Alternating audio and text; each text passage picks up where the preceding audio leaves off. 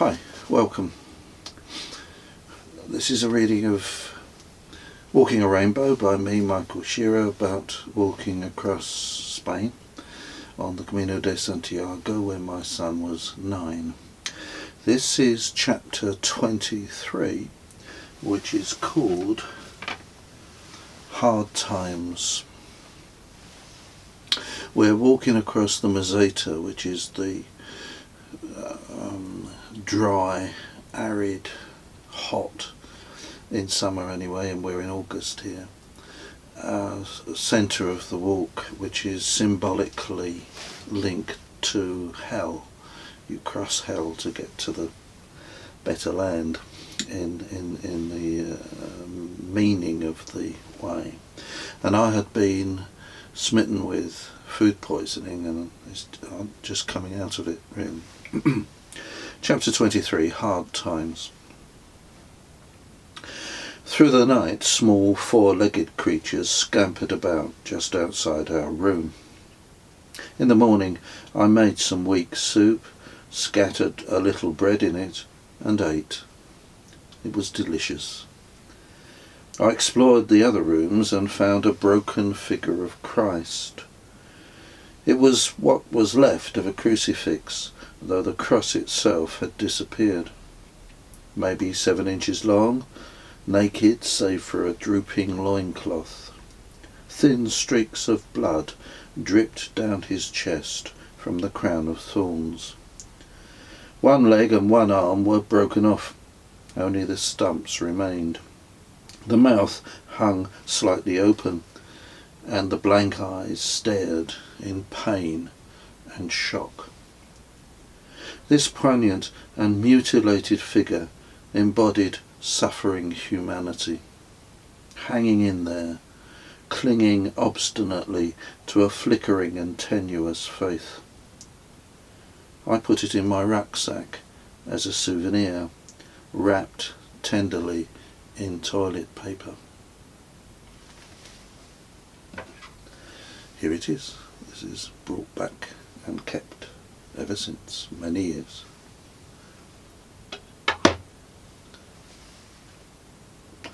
Kez woke. He looked awful. A pasty face like dough and red watery eyes. His forehead was very hot. "You all right, Kez? You look terrible. You don't have to walk. We could take a day's break. Stay here." "I'll try and walk," he said weakly. A gritty kid.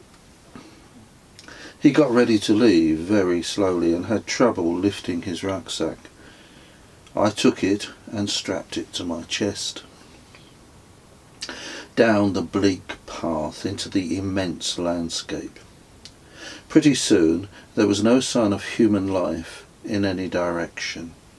No roads, no buildings.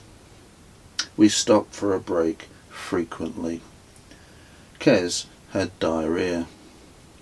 He swayed when he walked and wandered across the stony track. As the heat built, he complained of the cold. Somehow he staggered on. We reached Albergo Renero only 7 kilometers down the way in the early afternoon. A village of fawn adobe houses baked like biscuits. The refuge was the old town hall, a dilapidated dump of a place.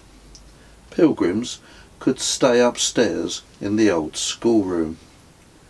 Several of the treads of the rickety staircase had rotted through. The bare, tiled floor upstairs was too filthy to sleep on, and there was no broom, no water, no light. I pushed several desks together and made up a bed for Kez on top. He climbed awkwardly up and laid down and swiftly fell asleep.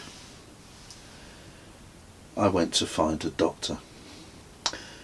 In the small local shop I managed to communicate enough to discover that the village didn't have a resident doctor. However, one came once a week and was due in the morning. On the way back, I saw notices on every available post showing a skull and crossbones. I laboriously puzzled out their message. They were a warning not to drink any local water. It was contaminated. This scared me witless. I hurried back to Kes. He was still sleeping peacefully. I sat by his bedside and chain-smoked. Through the long afternoon, pilgrims arrived in ones and twos, took one look at the place and moved on. I went back to the shop for some food and bottled water. On the way back I passed a man in a blue boiler suit watering his dry garden with a hosepipe. The water was light brown. He noticed the scallop shell around my neck and asked if I was staying in the village. His teeth were silver. I gestured towards our lodging. I must have looked dirty, for he indicated with appropriate mime that I might like to take a shower under his hosepipe. I couldn't remember when I'd last washed properly, so I accepted, went back to check out Kes, changed into my swimming costume, found soap and towel, and went back and showered. Okay, if you didn't think about it too much. The man brought me out a bag of tiny apples. Steadily, through the evening and into the hot night, Kes's breathing worsened. It began to rasp. Alone in the squalid room, the candles making flickering patterns of light and changing the looming shadows, I became frightened. No, sweet Jesus, no, not here, stuck in the middle of nowhere. I thought of running out and knocking on any door. There must be a telephone somewhere and emergency services. Guilt seeped through me like a nausea. Gradually, his breathing settled somewhat, and I dropped into a fitful, exhausted sleep. I dreamed I was falling and woke with a thud. Kes was still asleep and rasping noisily, wrapped up in illness. Early light streamed into the room. When Kes eventually woke, he seemed slightly better. We were sitting in the dust outside the doctor's surgery when she arrived. She spoke little English, so I had to mime his sickness. I caught her suppressing a smile when I got to the diarrhea. Food poisoning, I gathered, with a touch of asthma. We left with a prescription and soon had a bag of assorted medication. The trip to the surgery had tired Kes considerably. I put him back to bed on the desks. I tidied up the sun-filled room as best I could. Through the morning I read, got my diary up to date, wrote letters home, wrote a poem. This is it. The stones of Santiago. There are stones on the way to Santiago. There are stones all the way to Santiago. But the stones are not pebbles. The stones are not boulders. The stones are not mountains. The stones are a hardness of the heart and are carried in the soul. Every opportunity to take that's taken. Every opportunity to give forsaken. These are your stones, pilgrim. These are your very own stones. I went for a walk. I looked at every building in the village from every side. The bloke in the boiler suit passed me on a bike carrying a scythe. He waved his scythe like a cheerful incarnation of death about his business. A group of about 20 cyclists arrived, looking fresh. all the fashionable gear on, all the same, skin-tight black shorts, thin red shirts with El Correo Gallego, Galician Post Office, printed across. They were a team. They tinkered with their machines, rubbed each other with various lotions, posed for photographs, and in the midst of all this posturing, two middle-aged walkers emerged out of the forge of the landscape, flayed by the heat, frazzled out of their brains. Amid much consultation of watches, the cyclists moved off. Soon after, another group of cyclists arrived, all dressed the same but different from the earlier group. They went through the same routine but faster. Times were written down. It was clear that the two teams were racing. I went back to the schoolroom and took a siesta. Wrote another poem. Alchemy. Take your gift of grief, pilgrim. Take your gift of disappointment. Take your gift of despair. Hold them close to your heart and let it warm them into love. This is the way to Santiago. So the day whiled away. Kes slept solid. In the evening I walked out of the village to watch the sunset. The plain was springy with very dry, hardy grasses. I sat in the total peace and looked west, our direction, to a line of mountains on the horizon like lumpy grey cloud. Above them was a tremendous sunset of golden orange flushed with watercolour rose.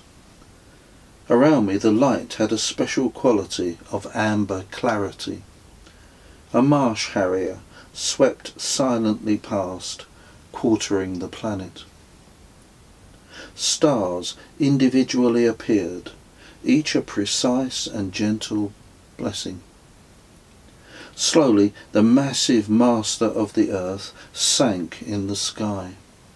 The arch of gold grew brazen, became annealed to copper below the deepening cobalt of a sweet and easy death. The brick and adobe buildings behind me gave back the sun's last fiery glow. Somewhere amid all this aridity, frogs croaked. Then the world grew utterly still and sacred. Back in the village, huge trucks were rattling through, lights ablaze like fabulous undersea monsters. This place is a crossroads. Juggernauts from another time roar down a road from south to north.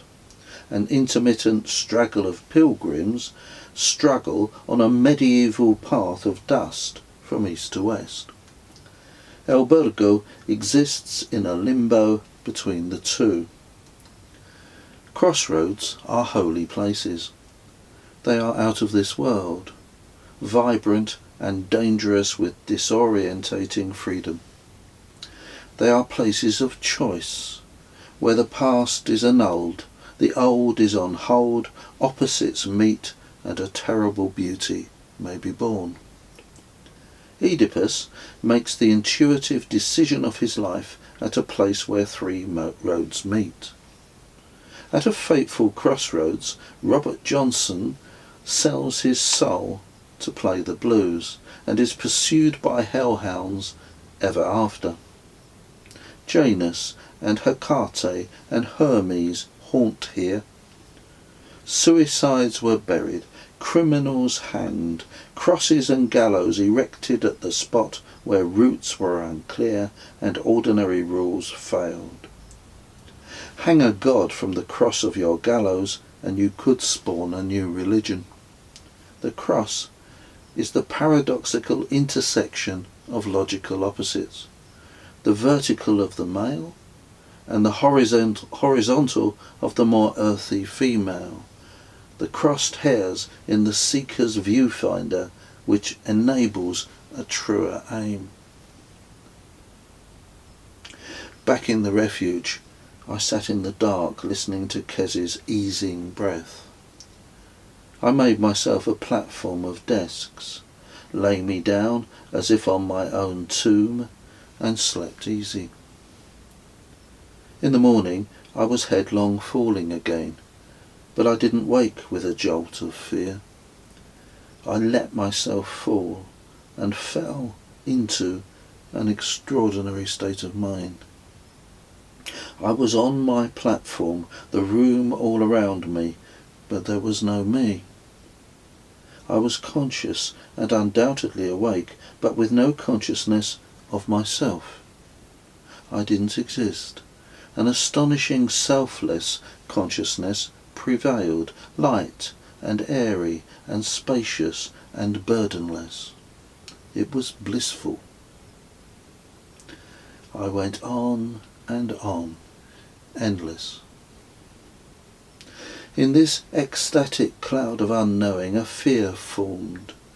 How long could this be sustained? Might it be lost? At once I was down to earth with a shock and my own pathetic self again. I tried to retrieve the rapture, but the effort shrunk it utterly. But I felt I had been vouchsafed a promise. It had felt like the mildest, the most minuscule, silken brush with death. And this aspect of it was entirely banal. No big deal. Like being offered a cup of tea. Friendly. Oh, hi. Fancy seeing you here. Would you like a quick cup of death? Yes, I could do with a break. Fine, I'll fix it then. Wait a sec. I'm tempted, but I've got a few things to do. Eventually, I've got a book to write, I think. Oh, it's no trouble. Well, it's good of you, but I think I'd better get on with it. Some other time, then. Sure, no problem. Bye for now. Bye. Be seeing you. Kez was much better when he awoke. He ate some bread and soup, and I could see him in his eyes once more. My own eyes moistened with relief and gratitude. He was still weak and looked even skinnier, but he wanted to walk on. I put the 2 sleeping bags in his pack and everything else in mine. We emerged into the sun, tender as the newly born. The day was fresh and clean, the path as stony and straight as before. Here the swarms of grasshoppers flashed wings of cerulean blue. Down the way was a shallow pond. Frogs plopped in as we arrived. Vivid blue dragonflies hovered and idled over the surface of the pond like police patrols. The leaves of the trees around lifted and turned individually in the slight breeze. Mirrored beneath, the water shimmered green in the dapple of their shade. A slim wheatear posed proud on a stone. We rested. Further on, Birramarco, off route to the south but visible from the path, was on fire. Flames and dark smoke rose in the sky as a church bell clanged frantically. On down the way. Still no shade. After a while we grew desperate for a rest, but to sit in the sun would be like laying 2 bits of bacon under a grill. Finally, I made a makeshift shelter by leaning the 2 packs together to make a sort of open wigwam, and we lay each one side with only our heads in the poor shade. So we rested like one strange beast with its rucksack head in the middle of its body, 2 legs sticking out in each direction, one pair notably shorter than the other. It was still hot and stuffy in there, heads side by side, each face apparently upside down. An odour of Kez's dirty socks, like rotting cabbage, oozed from his rucksack, and hung in the close air like a fiery evil spirit, partially decomposed, fresh from hell. "I think I'll be a rock star when I grow up," mused Kez. "You've got some of the right habits." "I've decided." What's your policy on the knicker question?" "Knickers? What do you mean?" "Well, Kez, apparently girls and young women gather in vast hordes solely to throw their knickers at rock stars." "Really? No kidding?" "It's well known. Knickers flying through the air, it's a health hazard." Kez did not reply. Face upside down, his eyes, apparently weirdly above a hairy chin, closed in meditative bliss, and a subtle Buddha-like smile appeared in his forehead. He dozed off and snored softly. I got out, unpacked my wet wear jacket and put it over his legs to stop them burning, then joined him once more in smelly hell. "Bit boring this bit," announced his awakening. "Yep." "Same day all day, day after day?" "Yep." "It's like Sisyphus." "What's that?" He was Greek and cursed to roll a large stone up a hill, but it almost got to the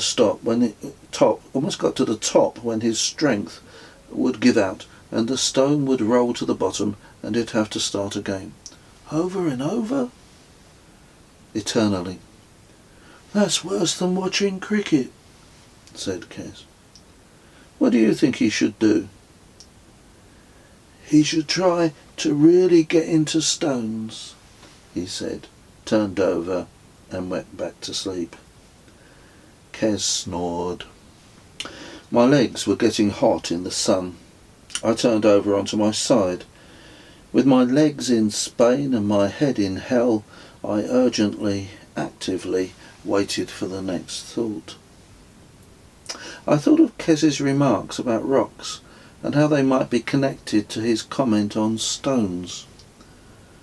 That thoughts were not isolated one-offs, but had predecessors and were portents.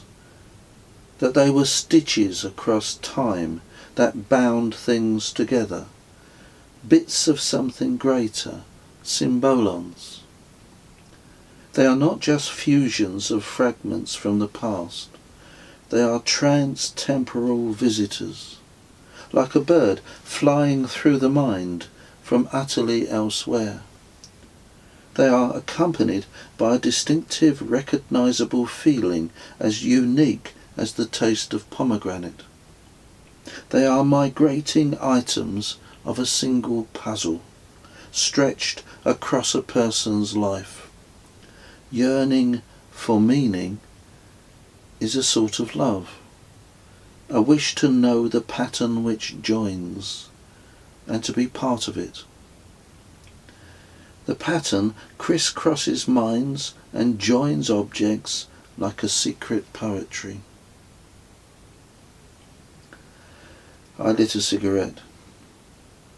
If I flick my lighter now and see its flame, the image seeks its kin, forward and back. My consciousness exists in a meaningful suspension between past and future, held in a web of meaning. This is why so much that happens feels resonant. What occurs hearkens to its kind. Birds of a feather.